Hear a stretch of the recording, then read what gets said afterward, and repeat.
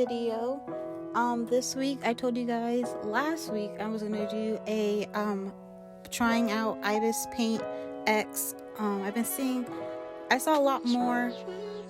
I've seen this app around more than I had about iArtBook. I only did iArtBook because one of my subscribers one of you guys asked me if I could do a video on it, and I was like, oh, okay. And then I downloaded it and I was like, oh, this is kind of cool. It looks like Procreate. So yeah, I did that one before I did this one. Ibis Paint is another free art app on the iPad. It is not exactly like Procreate, like how iArtBook is almost. It does have a lot of different features, and it's it's completely different, to be honest. It's a good app. I didn't have too much of a hard time with it. I try to go into this with a more patient mindset and a mindset of, being able to absorb and learn and stuff like that, and not get so frustrated like I did when I did the iArtBook review. But I am reviewing this now. I want to do a drawing. I told you guys last week I was going to do a drawing. I've already done, started a series in Ibis Paint X, but I couldn't decide on what series I want to do. I still can't decide on what series I want to do first. So I did a reference photo from Pinterest, and that's what I did. Yeah, a couple reference photos I put together, and I made this drawing. But yeah, I am happy with how it came out. I want to talk to you guys about a couple of things about Ibis Paint, like my dislikes and likes using it. So this drawing was the first drawing I did in this app, and it turned out really a lot better than I thought it was going to turn out. I think I like it more than how my iArtBook drawings came out, just because it had little brushes that were a little bit more similar to my style. But yeah, it wasn't too bad. I love that they had a large brush selection also, so that also helped and stuff like that. They have a lot of nonsensical kind of brushes. They have shape brushes, but I guess you could figure out a way to use those or something, use them in the background or something like that. But yeah, I just used them. Found a brush that was similar to my sketching outline style. I put all the brushes on the screen for you guys because I know I got a lot of comments last time asking for what brushes I use, so I'll put those on the screen.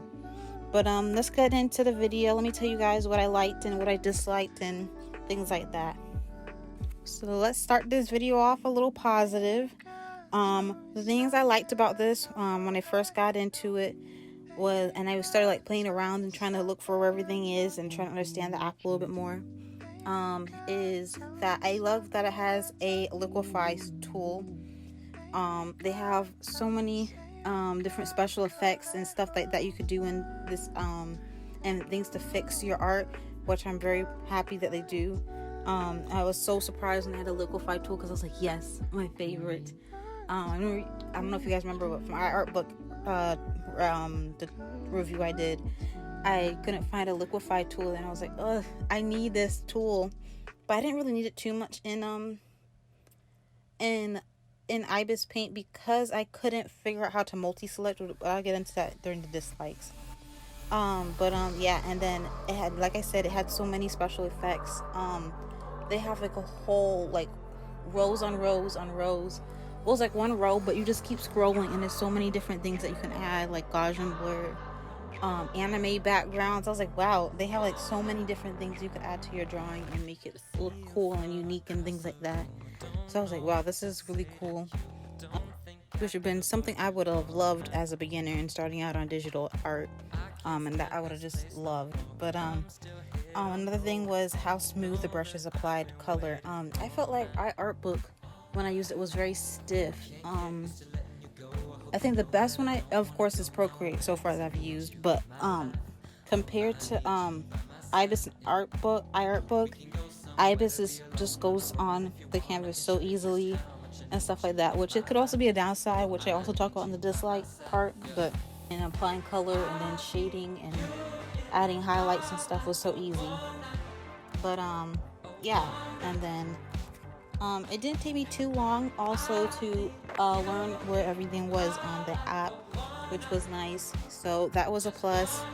You could save layers separately, which was nice, because when I do animation and if I do rigging and Toon Boom, everything needs to be on separate layers. So that's I like that as a plus. I don't know what else you would use separate layer PNGs for. Like, I mean, I guess you could if you're trying to do like submitting your art to make it into a physical product.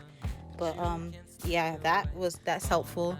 And then they have like art gallery their app, so other people could view your art and stuff like that, which is so cool.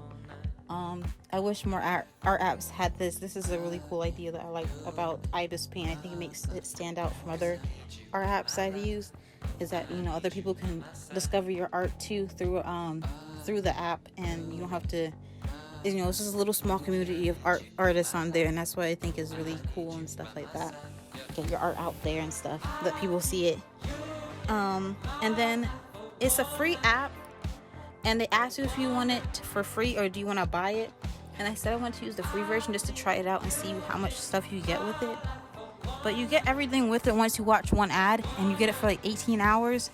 All the brushes, I was like, oh, all these brushes that I want to use are like locked when I first looked through. And then it asked me if I wanted to use the app as free or if I wanted to buy the premium version. I said free, and then I watched the ad because it just popped up with the ad right after. And then it says you can get all these all the exclusive and premium things like the brushes and stuff for 18 hours, and then you have to watch the ad again. I was like, oh, that's not bad at all. That's really cool, actually. iArtBook, you have to, I don't know, they just randomly popped up with ads, I think, when you were in your gallery. But this was nice because you only get to watch one ad, and it lasts for 18 hours or something. It's 18 hours, I think, or something like that, for a long time, for about a day or so. So that's really cool. I like that. I know it has a little bar at the top while you're drawing with some ads, but that's not bad at all. To be a free app with so many different features and things like that for you to still draw on is pretty good. Now for all the dislikes. The first thing I noticed was how easy it is to make a mark with the brushes, and how quick they are. It's good in a certain sense, but when you're doing outlining, it's a little annoying because you need every little shaky line, if your hand shakes, it shows up on that app. And I wish in like Procreate they have like a streamline setting where you can increase the streamline, and it smooths out your brush strokes. So that was really helpful, and that's what I have on my outline brush, the dry ink brush I use in Procreate. But here it doesn't have that. When I was looking through the settings, I don't think I couldn't find it, so I had to be a little more careful on how I made my brush strokes on Ibis Paint X. So yeah, that was one thing that was a little bit annoying. Another thing that was like, these are like nitpicky things though, is this fact that I couldn't find how to change the background layer color. They have a background layer that is all white, and you can change it from like medium alpha and then all completely alpha, where it's like completely a transparent background. And that's cool and all, but I'm like trying to find out how I could change just the color of the background, and I could not find that for the life of me. I was also I looked it up and I couldn't find it there, so I was like, okay, I guess I just have to make a new layer and just color it for the background. So I did that. So I mean, that was like a nitpicky thing, but I was confused for a second. Another thing is I couldn't figure out how to multi-select on these like free apps. I can't figure out how to multi-select. I looked this one up and I was searching for such a long time. Ibis Paint X also has like a little section, like a little guidebook online with about a billion, not a billion, but there's like a lot of little lessons that you can look up to for like how to learn how to use their layers and how to sketch and how to trace and things like that, and how to use their special effects. Each special effect I think has its own lesson and stuff like that, and I'm like, oh, this is gonna take a long time to find it. And I try to scroll through quickly to see if I can find how to multi-select layers. I saw a layer section, but it didn't say anything about multi-selecting layers, so I couldn't resize my image, the whole image, and make it bigger. That's one thing I want to do at the end, and I was trying so hard. But yeah, that's fine. I mean, I guess I could just always reduce the canvas size. I mean, I wanted the canvas size to stay the same, but it's okay. Another thing was I kind of missed my color picker, like how it's almost the one that you guys seen, the one I use in Procreate is like the square box. It's like the Photoshop kind of color picker. It just helps me. Also, they don't have a section with like past colors you use like in Procreate, or I think even iArtbook had it, and you could just go back to those past colors. You have to save those colors each time, and which it also leads me to my next problem, which is the biggest problem I had using the app the entire time, was the color picker kept interfering with my brush strokes. So every time I would draw, the color picker would just randomly show up and then select that color that I'm over, like trying to draw. Or if I accidentally, I don't know how to explain it, but I'm trying to draw, and then you guys will see it a lot. It'll just start picking random colors, and I'm like, I'm not trying to pick colors, I'm trying to draw. And that was annoying for me the entire time. And the entire time, when I say it, the entire time I was drawing, it kept happening. So I was like, I can't, this is the most annoying thing. I couldn't anymore. But yeah, other than that, there wasn't too many. There was a couple of things here and there, but it's trial and error. I just need to work with the app a little bit more, and then if I had more experience with the app, I think this app would be like gold, top notch for beginners and stuff like that to use. It's great. If you're a beginner who uses Ibis Paint X, is a really great app. My drawing came out pretty well and completely almost consistent to what I make in Procreate. But yeah, I had fun using Ibis Paint X, and it was a cool app to use and figure out, and it's a really great free art app on the iPad to use if you guys are using it, or if you guys want to try it out. It has a lot of different things on there. It's very compact with a lot of different like little detailings you could do to your art, and it's really cool and stuff like that. But yeah, and even the brushes they have are so cool, and special effects. Like, you guys know how I like to put sparkles on my drawing? They even have a sparkle brush for that, which is crazy and mind-blowing. I think iArtbook did too. I just forget to use the sparkle brushes every time I finish my drawing. That's in this one in iArtbook, so those are cool. That's a cool touch. But yeah, another thing, I just always feel like it's not like I like or dislike or anything about the app. It's like in art apps in general, I feel like these free art apps are a little bit more harder to use than Procreate. Like, I feel like Procreate has everything easy to, like, they only have a couple sections at the top, and you know where everything, you just press on it and you can find everything from there.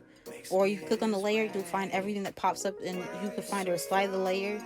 It's more user friendly and more iPad friendly, I think, than most of these apps are. So that's another thing that I when I'm using these apps, I'm like, these are a lot more complicated than they need to be.